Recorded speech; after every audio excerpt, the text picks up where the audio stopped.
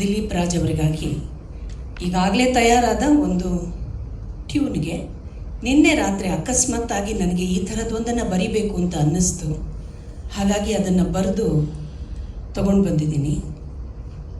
ಹಾಡೋ ಪ್ರಯತ್ನ ಮಾಡ್ತೀನಿ, ನೀವು ಕೇಳೋ ಪ್ರಯತ್ನ ಮಾಡಿ. ದಿಲೀಪ ನಿನಗೆ ನಮನ, ಮನದಿ ನಿನದೆ ಸ್ಮರಣ,